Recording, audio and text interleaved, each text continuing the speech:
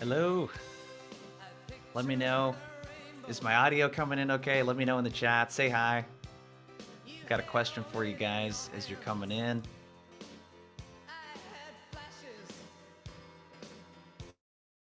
Let me know as you're coming in. Is my audio coming in okay? Say hi in the chat. And let me know, what's the strangest gift you ever received for Christmas? Awesome, Stacy. What's going on? Nick Capozzi, good to see you. Well, I can't see you, actually. You can see me. Good to hear from you. Yeah, let me know in the chat, you guys. What's up, Courtney? Hey, John. What's going on? Let me know, what's the strangest gift you ever received for Christmas?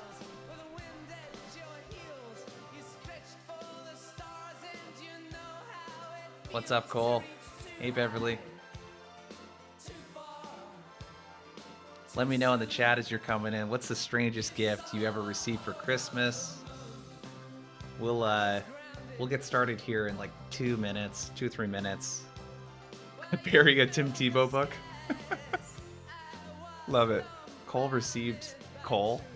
I don't know if you're trying to do a pun there, Cole, and be funny, but if you actually received a lump of coal, that sucks, man. That sucks. Carrie received an orange turtle candle. That is really interesting. Yeah, let me know in the chat, you guys, as you're coming in. Let me know, what's the strangest gift you've ever gotten for Christmas? We'll get started here in like a minute. Harsha hookah? That sounds pretty cool.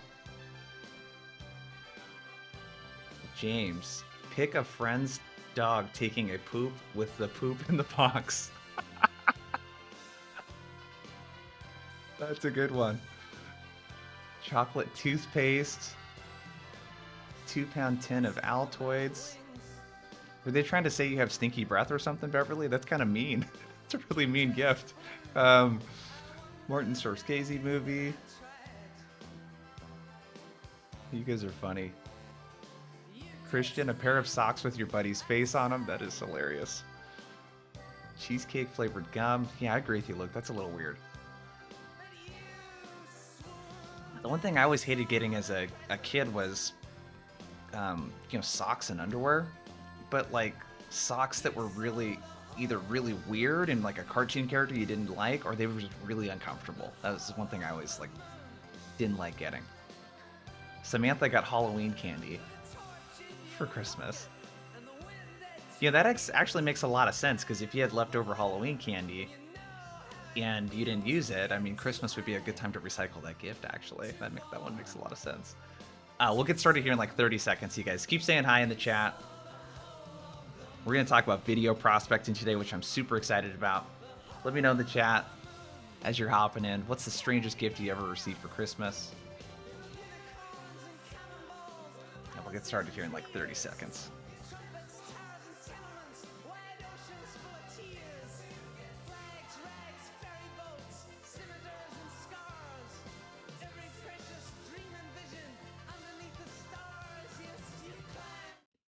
All right, let's get rocking and rolling. Can you let me know again, you guys? Audio's coming in okay? I've been having audio issues with webinars and things like that. Video's coming in. You guys can see me. You can hear me. Give me like a good to go in the chat. Cool. All right. Killer. All right. I'm super excited. So today we're going to talk about video prospecting. I call this framework the video prospecting advantage. And today what we're going to talk about is how you can use video to set more meetings. Before we get into that though, let me know if you have any questions. Throw them into the Q&A button. Like, you click that little button at the bottom of Zoom, throw them into the Q&A section just so I don't lose them. Another thing I'm going to ask for a lot is just like a lot of engagement. So I'm going to be prompting you guys with a lot of questions. I like to make this super interactive.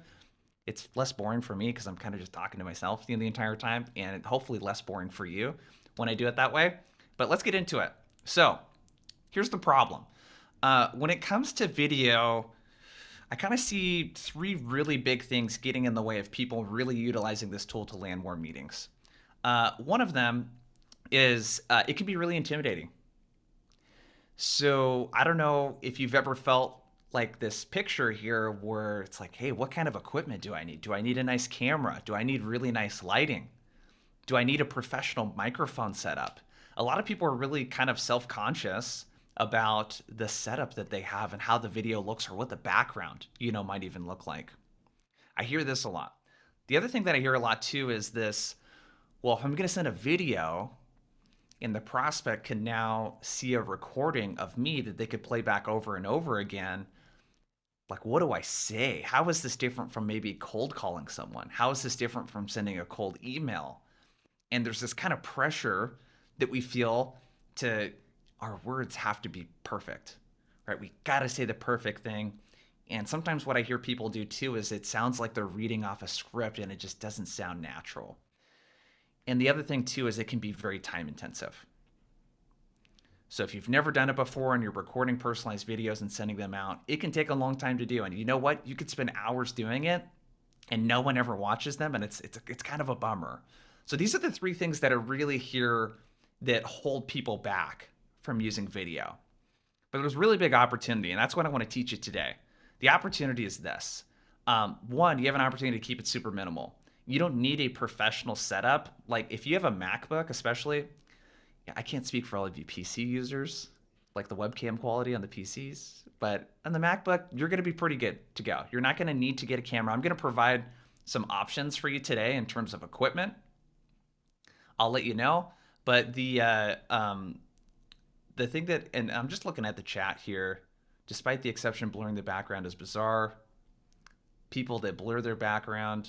I don't know if you guys are making fun of me because my background's a little bit blurred or not, but um, I don't see any issue with blurring your background. But yeah, anyways, I'm going to keep going. So you have an opportunity to keep it minimal. So most likely the setup that you have is probably good enough. The other opportunity that you have too is that it actually, thank you, Steve, is it doesn't need to be perfect. The reason why I have a picture of pasta here, I love cooking pasta. When you cook pasta, there isn't really a need to make the ingredients and the amount of the ingredients don't need to be perfect, yet it can come out looking and tasting really good. And when you're creating a video, I think people feel a lot of pressure to make sure that every part of the video is perfect. Like I have the perfect smile and that the lighting's perfect. I use the perfect words and then my call to action at the end is perfect. But I want you to think of it a lot like cooking pasta. Because you know what? As you're cooking pasta, if you put a little bit too much salt in there, you can cancel it out by adding a little bit of like water to it if you need to. You can cancel it out with some baking soda, right? If you add too much lemon, like in this dish here, you can cancel that out by adding a little bit of pasta water to it, right? Like it's like this mixture that you can work with. It's going to turn out pretty good. That's got a lot of leeway, right? Yeah, this is making me hungry too. So it doesn't need to be perfect. So much like how this pasta turned out, the prospect doesn't know what your video is supposed to look like. Okay, so it doesn't got to be perfect. The biggest opportunity, though, that you have is to really stand out from the pack because the Bridge Group, they did some really cool, every year they do a study on sales development. But one of the things that they showed is that prospecting is really getting harder. So what they looked at is the number of quality conversations that reps are having from their outbound efforts has gone down from about 8 to 4.4 in 2020. And the number of attempts to get those conversations is going up over time. So really video is the biggest way that you can differentiate. SalesLoft has a lot of really good data around open rates and reply rates being higher with videos. And I'll get you guys access to the deck and all the worksheets and stuff like that afterwards. But the opportunity that you have here is to really stand out using video. So I'm going to break this up into three parts. We're going to talk about the tools. I'm going to talk about the message. And then lastly, I'm going to talk about and show you different types of videos that people are going to send. So if you're good to go, you're on board with this, give me a good to go in the chat when you're ready to rock and roll. Cool. I'm going to get a little bit more tea here. Cool. All right, we good to go. So let's talk really quick about tools. This part might feel a little underwhelming to you because you don't really need much. All right. So lighting. Let's talk about that first. Lighting is extremely important. Lighting is the difference between what you see on the left and then what you see on the right. And I have a green screen, so the green screen didn't even kick in there on the left with the lighting. Lighting is not like very complicated. You don't really need to do much to get the lighting to be good. What I would recommend is either getting a ring light. So if you have light here like that on the left where you see that my skin color is like really orange, just get a ring light. And what you can do, so Lewis, and feel free either in the chat or Q&A, you guys, as you have questions like this, let me know. So Lewis, Cole, it sounds like you guys wear glasses. The biggest thing that you can do if you wear glasses is the ring lights. What you want to do is position your lights at a 45-degree angle. So if you're kind of looking at my video here, I don't want the light right in front of my face here. I want the lights to actually be, I have two lights right here. The lights are shining down on me at a 45-degree angle. So if I was wearing glasses, it wouldn't pick up the reflection. The other thing that you can do too, yeah, so Keith says, get the lights higher so the reflection reflects under the camera. Yeah, so these lights are not eye level with me. They're actually like right up here. And then I have another light up there. The other thing that you can do is it's kind of a, I don't know, let me know if it's insensitive to say ghetto hack. I don't know if that word is insensitive or not. Let me know. Not trying to be offensive, but with the ring light, what you can do that's kind of a weird little hack is if you put a piece of paper over it or a tissue paper, it'll actually soften the light too. Yeah, Lydia said it is kind of, so I won't use that word. With the ring light or any other kind of light, what you can do to soften the light so it doesn't shine so brightly and reflect on your glasses or whatever you're doing, and it actually soften up your skin tone a bit too, is put tissue paper over the ring light, or if you have some sort of lamp, make sure that the light itself is not shining directly on. Yeah, Nick says softbox. I know you're an expert at this stuff, Nick, too, so feel free to throw whatever you want into the chat. Yeah, softbox lights are great for softening the lights. I do like softbox lights. I mean, you can get a set for like 40, 50 bucks on Amazon. Yeah, easy streaming lights, Danny says. Yeah, feel free. Keep the recommendations coming, you guys. If you feel like you got a really good lighting setup, feel free to drop recommendations.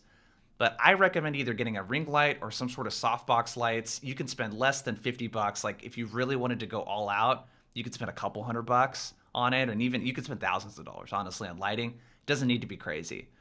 And if you have a lot of natural light, that's really good too. So what's really important, I'm going to flip back here again. What's really important is you really want to light up your face evenly, just like you see there on the right. So let me know if we got any other questions about lighting. You don't need to really overthink this part. Exactly, Samantha, free softbox. White sheet draped over the light. Yeah, Keith puts flip chart paper on the windows. Loom Cube Jim Ray uses. Yeah, you guys are good to go. So let me know if anyone's got any questions on lighting. You really don't need to spend a ton of money on this. Like a ring light for the most part will get the job done for you. Cool. All right, camera. There's a couple things that are really important with cameras too. And again, you could spend thousands of dollars on a really nice camera. Like Nick, you probably got a really nice camera. Dick Capozzi does. You could also just use, like I'm using the webcam on the left. It's a Logitech C920X HD Pro. It just does 1080p. Okay, Nick uses a $38 camera. Um, Most of the time you can get away with what's on the MacBook, depending on how old it is. If you got a PC, I just noticed that unless you got a really, really expensive one, the webcam is usually not great. But this Logitech one here, I think on Amazon's, I think it's on sale right now for 50 bucks, 40, 50 bucks. Or just use what's on your MacBook. The more important thing with your camera is actually this part here. It has more to do with the angle. So this camera angle here, the camera is placed below eye level. So what a lot of people end up doing is they have their laptop on their desk so that they're looking down, and you can see it actually looks like it added about 10 pounds to my weight too. So the camera height and the camera angle, Keith. So the angle at which it's placed is really, really important. You want it to be eye level, like that. And I have it off to the side so that it's a little easier to see. I'm assuming that everyone knows here. Let's put the camera right in front of us. I want it to be at almost perpendicular to eye level. This makes a huge difference. You can see how my face is lit up on the left. Okay, Keith, you got me, dude. So with the camera angle and the height of the camera, I mean, just look at what it does to the lighting there on the left too. So honestly, what I do, here I can actually show you on my desk. Oh, it's got the green screen thing on, so I can't show you. I have 3 books stacked up underneath like a little thing that props up my laptop on this side. And then on this side, I have a camera here that's like on top of the extended monitor, the second monitor. So whatever you need to use, yeah, thank you, Nick. So whatever you need to use there is totally great. I recommend if you got a laptop and you're using that, try to prop it up with some books. There's some other things that you can buy to prop up the laptop, but you want to get it at eye level. Cool. Any questions on cameras? Camera angle, camera height, anything like that? Yeah, Nobel says, how do we adjust the height of the webcam or using a tripod? So I have a second monitor and I lower the second monitor to the point where the webcam is sitting on the top of it right here. I lower it to the point that it's eye level and then my screen is down here. And then my laptop is over here to my right. Yeah, so Lewis says I use a gooseneck attached to a desk. Yeah, there's so many things that you can do. Thoughts on portrait style? Great question, Hera Gavin. I hope I'm pronouncing your name correctly. Probably not. I don't do portrait style videos. Just think about the way that your camera is going to be set up on your computer and think about where the person's likely going to be watching it. If they're watching it on the computer, portrait style looks kind of weird, and a lot of people will be watching it on the computer. But I would either do square or I do landscape style. So hopefully that helps. Any other questions on cameras? Again, I don't want you guys to overthink the equipment. You don't got to do anything crazy here.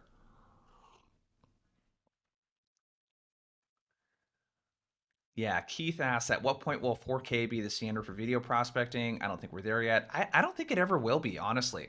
Until 4K becomes the standard for phones and becomes the standard for all computers to have 4K, I don't think it's going to be standard. Like right now, you could send something in like, you know, 1080p or HD or whatever it is. That would be like really high resolution. So yeah, 4Stream can be a little buggy and really kind of slow, Stacy said. Okay, let's keep rolling. And then tools. Yeah, that's a really good one I've used in the past, Paul. You shared it with host and panelists, by the way. Make sure to click on everyone if you're sharing stuff in the chat that you want other people to see. Okay, so tools. You really can't go wrong with either of these three. I happen to use Vidyard and Drift a lot. BombBomb has got some really cool stuff going on too, where they can give you some really good analytics into the videos. And there's a lot of custom things that you can do pretty easily. It's pretty cool, but you really can't go wrong with Vidyard, BombBomb, or Drift. Let me know in the chat, what software are you using for your videos? Yeah, let me know in the chat. What are you using? Yeah, Loom is another really good one, actually. Yeah, I forgot about Loom. Yeah, Loom looks like a lot of people are using Vidyard. Yeah, Hippo Video is another good one too. Yeah, you really can't go wrong. So what I'm about to show you here, everything that I'm about to show you with these videos, you can use any of those platforms are going to work for you. Okay, cool. We're good to go on equipment now. I don't want to like belabor this part and spend too much time on it. Don't overthink the equipment. Really what you want to do is get really focused on like, hey, do I have a decent camera angle, height, whatever you want to call it? And do I have decent lighting? That's really it. And then what comes stock with your computer is probably going to be good enough. So let's talk about the message and what to say, and then I'll show you some examples of videos here. All right, so let me share this. Okay, so what I want to talk to you about, if you've been on a webinar with me before, you know I talk a lot about the prospect path. All right, so what I want you to think about is your prospect is on this path where they have a current state where right now what they have is priorities and ways that they're getting the job done. So if you guys could in the chat, let me know, and I'll make this a little more practical for you. Let me know in the chat. Let's pick one persona. So let me know a job title in the chat that you prospect to, that you want to use as an example. All right, so Jack's got VP of HR, we got COOs, human resources, sales ops. Cool.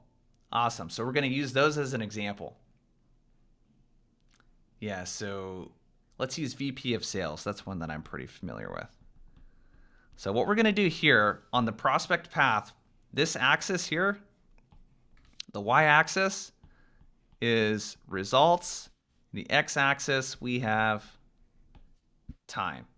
All right.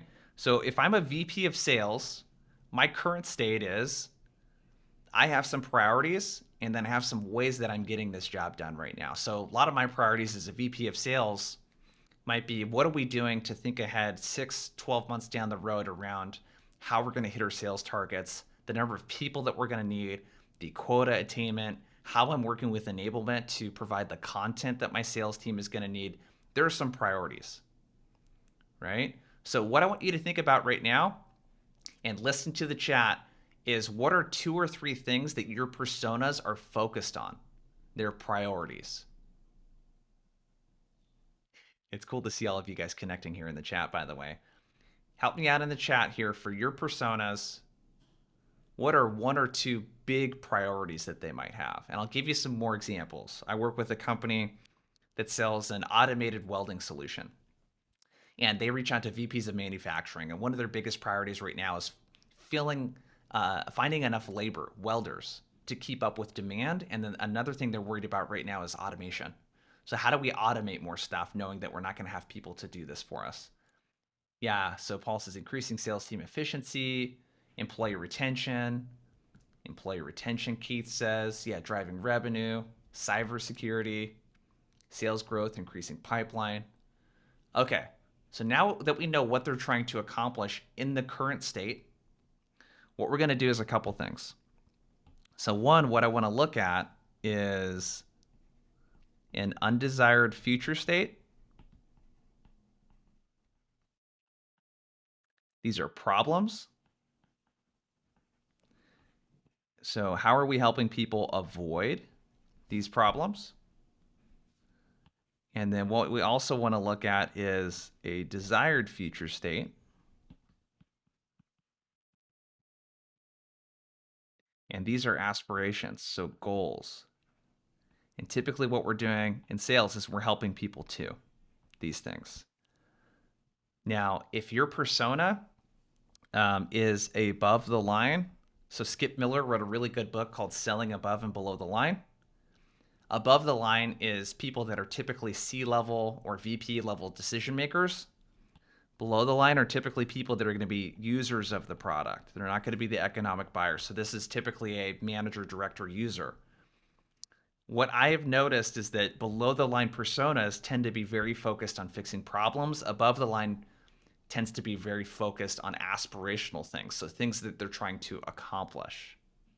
All right? So here's what I'd like from you guys here. Let me know in the chat, what is a thing, a problem that gets in the way of your prospects' priorities right now? What's something that gets in the way of that? And I want you to be writing these things down because what I'm going to show you with the videos is how we're going to use this messaging. Will says ignorance. Yeah, budget, manual data entry, money and time. Yeah, let me know in the chat. When you think about your prospect, what is a really big problem that gets in the way of those priorities that they have? Yeah, competing initiatives, higher ups, growing healthcare expenses. Yeah, this is great, you guys. Cart abandonment, Harsh says. Got it. Lead slippage. Loving the interaction, you guys. This is cool. Yeah, Olivia says legal, procurement, security, manual data entry time. Yeah, I'm going to write some of these down that we could actually use too.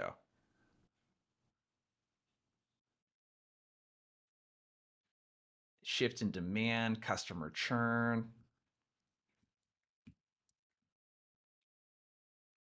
Okay. Time challenges to do jobs, Jeff. Okay, perfect. Now, let's move to the next part. What I want you to think about, everyone's doing a pretty good job here. What I want you to think about is aspirations now. So, what I want you to think about is what are the goals? What are the things that they aspire to? What is the 8-pack abs, which I've never had before, or even a 6-pack? Barely had a 4-pack like in high school when I was really active. So, I don't need, that's maybe a bad example for me to use. But think about aspirations. So, think about what do these people want 6, 12 plus months down the road? Give me those aspirations in the chat. So, what do they want? We talked about their priorities, what they're focused on now. We talked about problems that are getting in the way. Let's think about aspirations now. What are some of the things further into the future that they want? Yeah, cost savings, better recycling rates. Hey, Beverly. High return on talent investment, improved lead conversion, happy customers, staying ahead of competitors. Yeah, good stuff. Yeah, improved profit margins, improving sustainability. Yeah, keep them coming.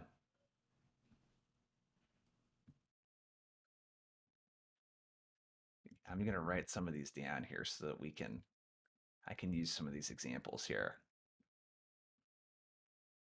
Yeah, increasing company culture, getting jobs done with minimal overtime. Perfect.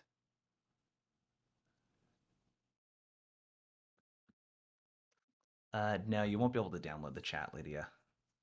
Yeah, they are good. Inspiration. I think you might be able to download it yourself if you want. Okay. Sweet. Okay. All really good so far. Okay, so what we're going to do, what I want you to think about now is we have the messaging, right? We have the prospect that we're going to reach out to. We have what are their goals? What are their priorities that they're focused on right now? And then we have problems, short term problems that are getting in the way. And now we have aspirations. So we have everything that we need for like a pretty effective message here. So what I want to talk to you about now is let's take a look about how video prospecting fits into this sequence. Okay. So what I want to run you through, and let me open up this over here, and let me make sure this is shareable. So let's look at a typical sequence. All right. So let's say we have day 1 of a sequence here, and then day 3. So this is part of a framework that I call Keep It Simple Sequencing, KISS for short. The reason why I call it that is people tend to really like overthink this part of it. And what I want to do is really simplify everything that we're doing here and make it really simple for you to think about like where video fits into this, okay? So if we zoom in here a bit and we look at day 1, so this would be the very first time that you reach out to someone. What you're going to do is you call, you email, and then you hit up on LinkedIn. Normal stuff, right? Triple touch. If you get the voicemail, you're going to point the voicemail to the email. So let's say you're sending a video to someone and the voicemail stands for, or the subject line is, I recorded a video for you. So if I call someone and I get a voicemail, I'm going to say, hey, Alejandro, just sent you an email with a personalized video in it. The subject line is, I recorded a video for you, or personalized video for you, or personalized video, or video, whatever it is, right? We're going to point the voicemail to the email. This is a really great way to increase open rates because the biggest thing with video is like getting the person to actually open the video, all right? And this is actually our first opportunity where we could drop a video in here. And I'm going to show you a video here in a second that I call the hand raiser video. where we can actually send an email to a prospect and we're going to ask them if they would like us to record a video for them. And the email might sound something like, "Hey, Cole, was reaching out because a lot of VPs of sales that I'm talking to are prioritizing one of these two things. Number one, this. Number two, this. Can you reply back with a number one or two and let me know so I can record a customized video for you on how we're seeing your competitors solve those problems right now?" And I'm going to show you that email here in a second. So that's the type of email you could drop right into the first time you email someone. You could drop a video into there. And again, I'm going to show you an example of what that looks like here in a second. Okay. The other thing that you can do too, so when you reach out to the person on LinkedIn, let's say they accept your connection request, you can record a welcome video. So when the person accepts your connection request, instead of messaging them back, you could send them a video. And again, I'll show you an example of this here in a second. You could send them a video that basically looks like this. Be like, "Hey, Dave, Jason here. Just want to thank you for accepting my connection request." And what you would have there is you would be sharing your screen and have their profile in the background. You'd be like, "Hey, I was on your profile, and the reason I wanted to connect with you is because I saw that you lead a team of, looks like a dozen SDRs at ABC Company. I noticed that you guys are hiring right now. I have a resource to help get these reps ramped up higher that we've used with companies like Zoom and Medallia. Can I share it with you? Let me know in the chat and I'll send it over." That's an example of a video that you could send that's pretty simple. So I can send a welcome video in LinkedIn. That's another opportunity and another type of video that I'll show you. And I'm just looking over at the chat here. Jeff, you asked, what does BTL and ATL stand for? BTL in the previous example is below the line. ATL is above the line. So above the line's VPs and C-level folks versus below the line managers, users of the product, that kind of thing. So let's say that I did this on a Tuesday. On a Thursday with our sequences, what we can do if we zoom in here is we can also call again and then leave an email. All right, so this email here, what we can do is instead of just saying any thoughts, which is what I recommend, is that you bump that first email with any thoughts question mark. What you can do here is you can do an any thoughts GIF or video. Yeah, Cole, you asked, will this touch plan be shared with us? Yeah, I'll get you guys access to a worksheet after this, and you'll get the recording too. So what you can use is an any thoughts GIF or video that's pretty cool. And I'm going to share that with you guys here in a second. All right, and then lastly, if you get an objection back from an email, you can respond to an objection with a video too, which I'll show you some examples of. All right, so when you're thinking about where this fits into your sequence, you could lead with an email that asks if they want to send a video, like the hand raiser email. You could send something back after someone connects with you on LinkedIn. You can send an any thoughts video. You can respond to an objection. And then I'll talk about how you can just share a normal, kind of video randomly throughout the sequence as well. So this is where it fits in. Let me know in the chat. Let me know if you have any questions on where video fits in. And if you're good to go, just give me a good to go in the chat. I'm about to show you some examples here in a second, okay? Let me know, do you have any questions about where this fits in? If not, give me a good to go in the chat. Yeah, so Danielle, you said, if you do all those videos, is that too much? Do you recommend using it once? These are options for where video could fit in. I'm not suggesting that you send 4 videos to someone in week 1. That's a great question, Danielle. Cool, we're getting good to goes. Like it, good to go. Use snippet or screenshot to save file. If not, I don't know what that's referring to. Will, what tools are you using to get the phone numbers? John, you could use LeadIQ, ZoomInfo, Apollo.io, or some of my favorites. Which channel is higher converting, email or LinkedIn? Cole, I think you should test it. It really depends. Oh, yeah, Will. Okay, appreciate it. All right, so here's what I want to do. Let me open up my slides again, and I'm going to go through some examples with you guys here. Okay. So let me present this and reshare. Here you go. Oh, hey, Brian. So Brian asked, and let me share this so you guys can see it.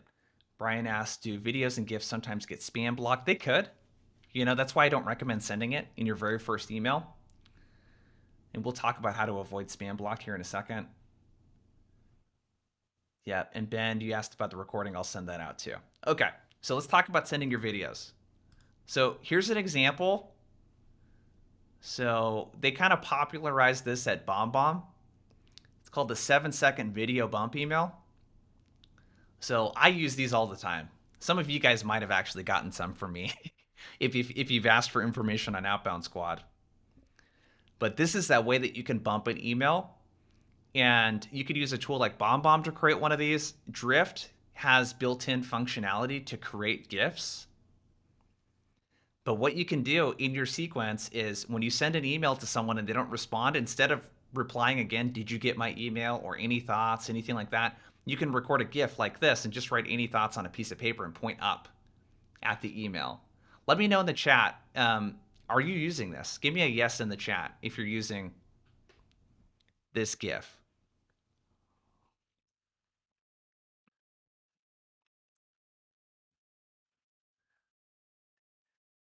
Yeah. Okay, cool. I mean, it looks like half of you aren't. Yeah, BombBomb is not free, Cole, but it's totally worth it. I think it's 20, 30 bucks a month, something like that.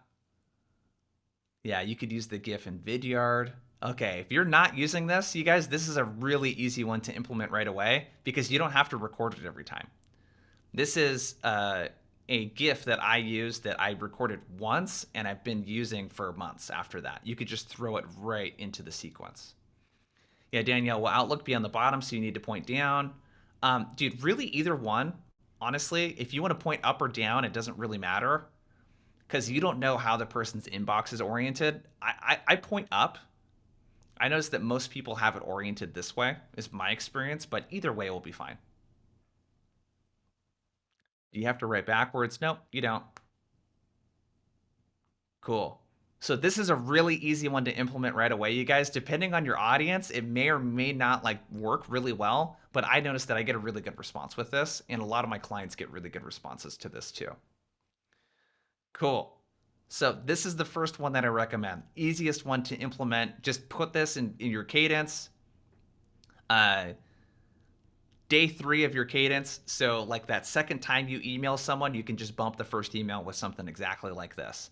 The other thing I like to do too is you can see that now I see like this, the prospect is going to see me as a person instead of as a sales rep.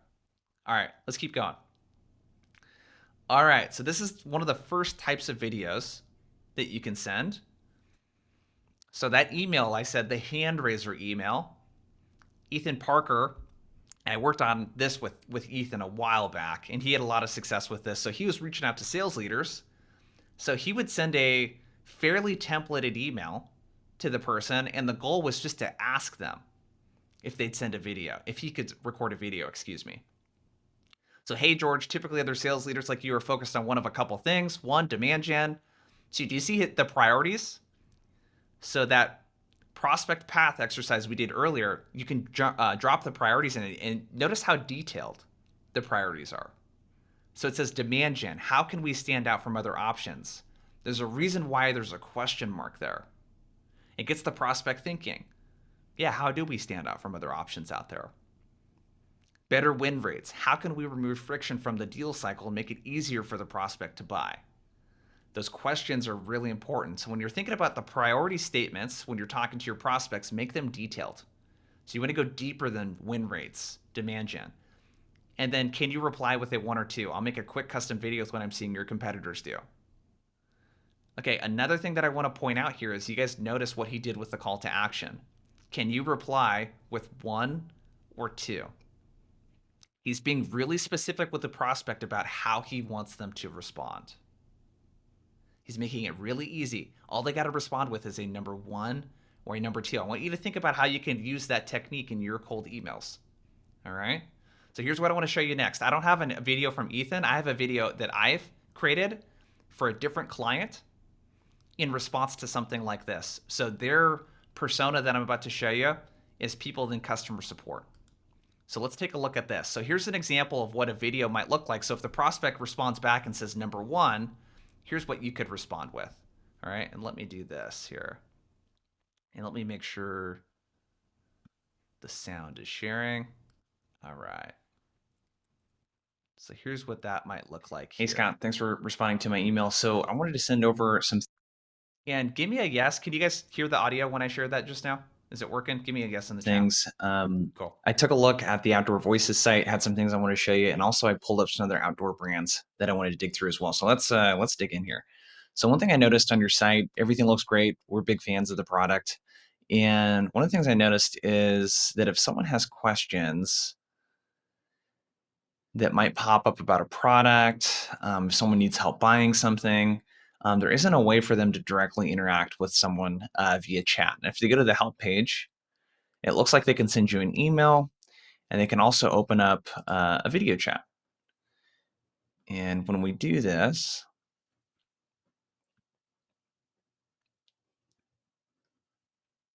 yeah, video chat is unavailable. Okay, so do you guys get, so what I've done so far is I'm recording a video and I'm pointing out a problem to the prospect. I'm visually showing them a problem that I found on their website. So I want you to think about, again, how could you apply this to videos you're sending? It may not be as obvious as this because I have something that I can find on their website, but think about how you can visually point out a problem to the prospect. So that's the first thing. I'm evoking an emotion by pointing out a problem. And do something else here too. I'll show you. So one of the things I want to point out, because we do some work with the North Face, Keen, and also Columbia. One of the things that they're doing, and one of the things that we have found just through the work that we're doing, is that customers are, if they're not able to find quick answers to their questions, they're 30%, 31% more likely to tab hop to a competitor's website to find something similar.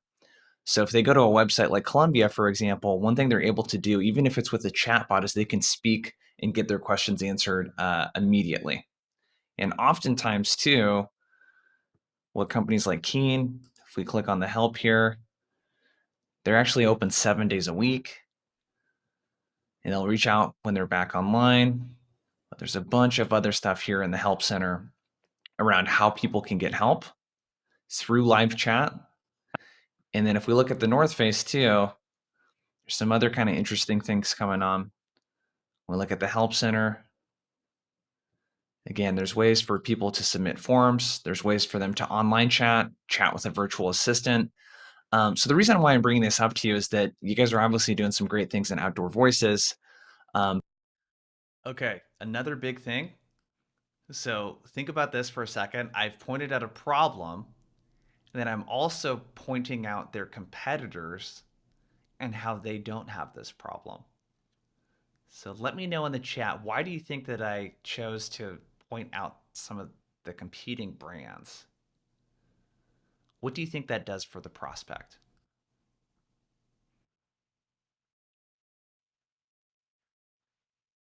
FOMO, FOMO, irrational drowning. Yeah, it gets them to question the status quo, show them they're losing, loss aversion, me too, creates urgency. Yes, it also builds social proof for you too. Okay. I'm gonna have to cut off the last part of this video because I start talking about the company, but let me see how far we can go. But if you guys were to implement things like chat and have ways to answer customers' questions, especially outside of business hours, we're actually seeing a really big increase in conversions.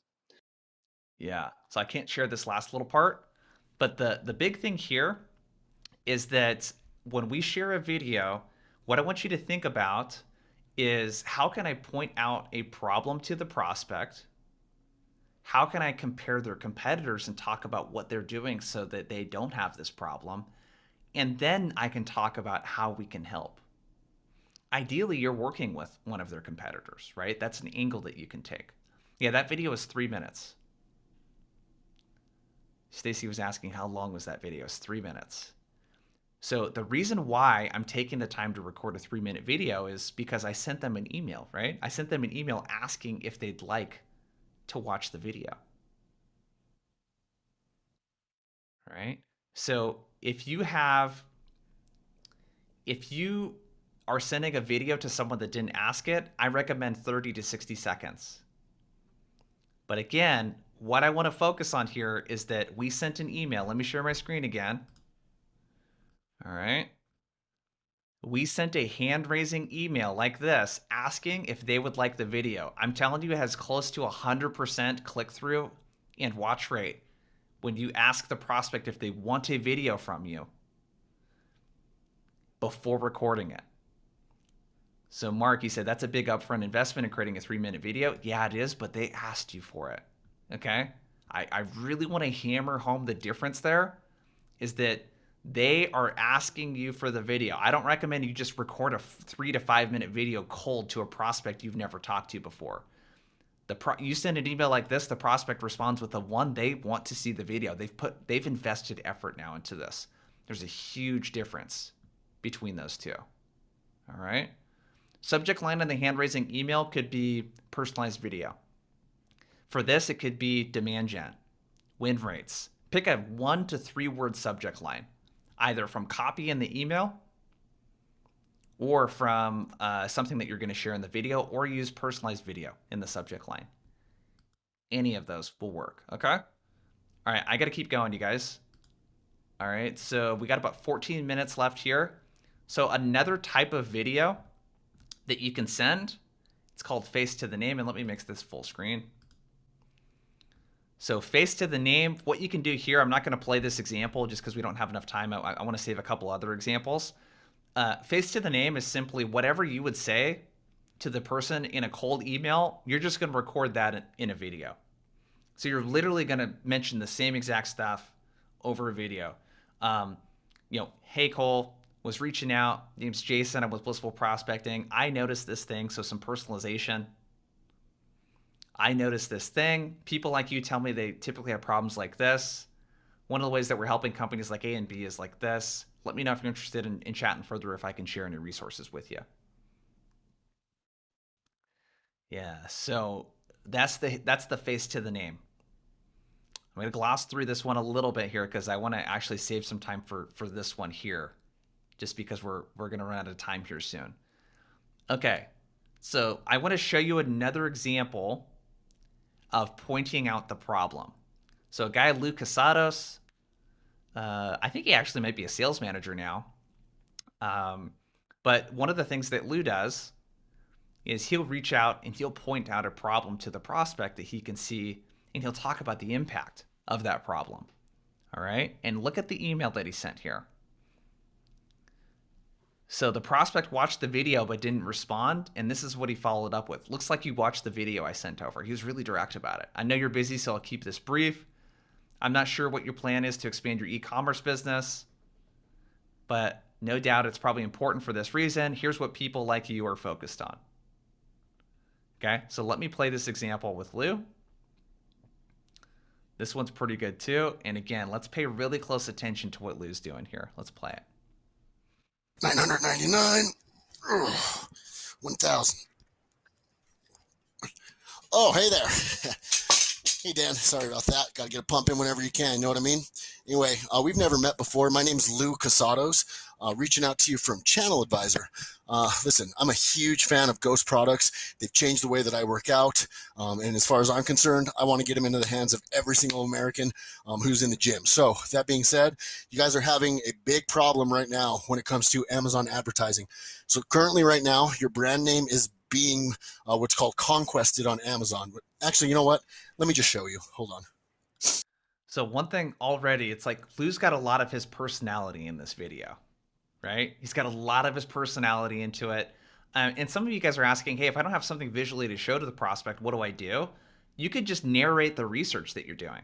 So if you go on their website and go to their careers page, for example, you see they're hiring for someone in customer support, and you help alleviate the need for customer support. Like, you can just narrate whatever research you're doing. It doesn't have to be pointing out a problem. Okay, so let's play a little bit more of this one. Okay, and we're back. So, if I go to Amazon, right, just like 51% of Americans do when they're buying something, and I search Ghost pre-workout.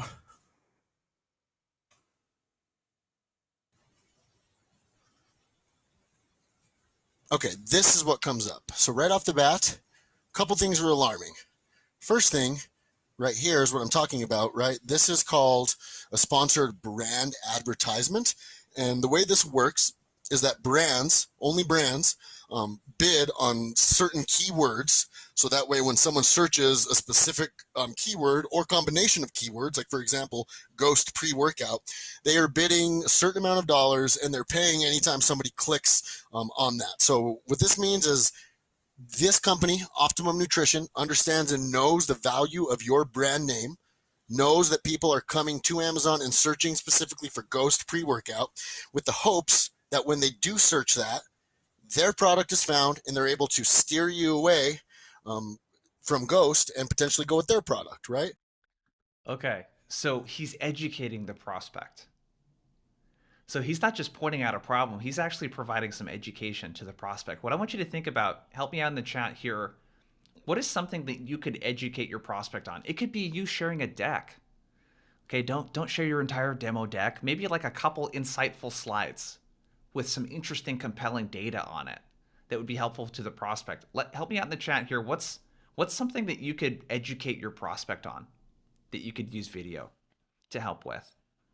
Let me know in the chat. I'll give you guys a couple seconds here, and I'll pull up another example. Let me know in the chat what is something that, yeah, selling with video, Nick. What's something that you can educate your prospects on through video? And Nobel, I want to be really careful. Let's not talk about your product. Let's educate them about the problem that they might be having or what their peers are doing. I'll give you guys a second here while I'm pulling up this other video. What do you feel like you could educate your prospects on?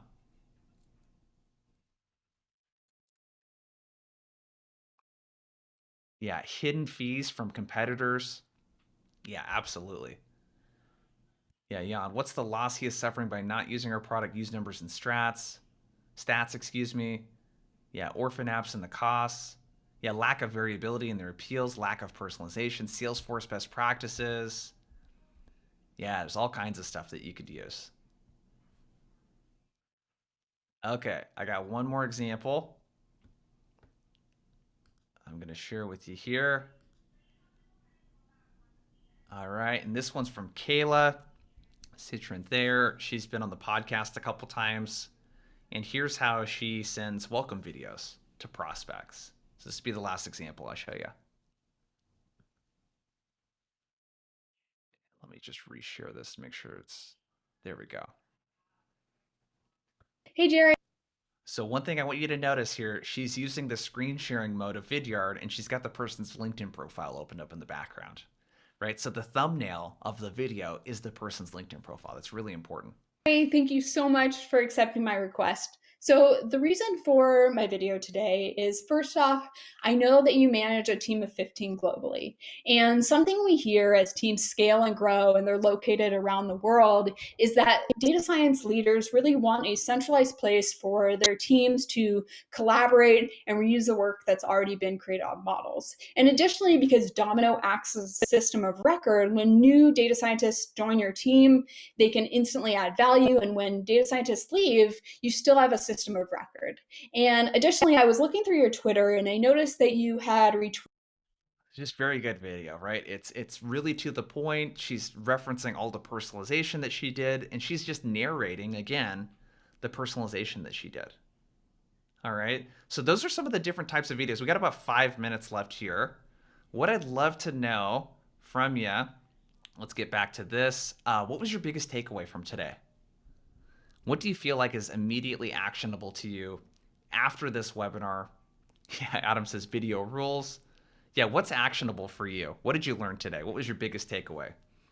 Yeah, narrate your research. Phone first, John says, video later. Definitely. Let me know, what was your biggest takeaway? Asking for permission. That's a really big one, Will. If I'm going to spend all the effort creating a video, I want to ask them if they want to see it. Yeah, turning your any thoughts, Cole, into an email GIF. Yeah, more screen share, Nick says. You definitely made it seem easy. Stop overthinking it. Carrie says, yeah, just start sending videos. One thing that you can do is just send them internally. Make a habit of sending them to coworkers, your boss, whatever. Just get used to being on video. Yeah, specificity, video pitching is different than calls or emails. Yeah, first mail, low barrier. Yep. use more of it, KISS, asking what they want to see, understanding the desired state. Absolutely, you guys. Yeah, face to the name. There's a bunch of interesting stuff. So here's what I want to leave you guys with. Um, we have a course, and we're actually gonna.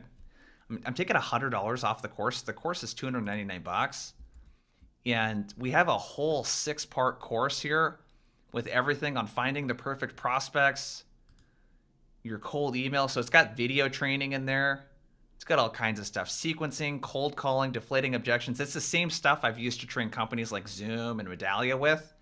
And since you guys showed up, if you're interested, I'll drop this in. There's a coupon code that you can use for $100 off. And I'll drop the site here that you guys can check out the course with. Let me know if you have any questions about the course. It's the same stuff, like I said, I've used to train over 1,000 reps at this point on outbound. So there's a whole outline and all that other stuff in here and testimonials. And just because you guys showed up, I put together a little Christmas special for you here. Use Christmas 2021 and you'll get $100 off. So let me know. I'm going to stick around here for another couple minutes for any questions that you guys have. So if you want to stick around, I'll help kind of answer questions that you have. So, Luke, you said, could you give a quick highlight on Outbound Squad? Yeah, so Outbound Squad is essentially, if you think about that course that I just shared and you want coaching from me and guys like Ethan Parker, there's a few people here on the call that are in Outbound Squad. John is here in Outbound Squad. In a community, we have about 70 people or so, and another dozen actually joining us next week, of people in there that are just top 10 percenters. You know, these are people that want to be the best at their company. They want to be surrounded by a community of badasses. We're just creating an application only community for that. So it's a pretty sweet deal. But let me know, Luke, if there's anything else I can help you with. I'll send an email out to you guys with, kind of details on that. But yeah, you bet. Thank you, Nick. Yeah, Javier, you said ideas on overcoming spamware blocking. The biggest thing with spam is that you want to make sure that the first email you send them is pure text based with no GIFs in it, no videos, limited number of links, all that kind of stuff. If the first email gets through to the person, odds are the second, third, fourth emails are going to get through as well. So use really limited media in that first email that you send someone. Um, cool. Yeah, Damien, cool. Yeah, we'll see you next week. Yeah, yeah. Great session. Interested in the Christmas offer. Awesome.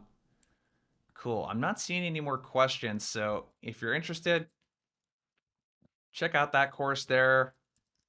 Use coupon code Christmas 2021 for $100 off if you're interested in checking that out.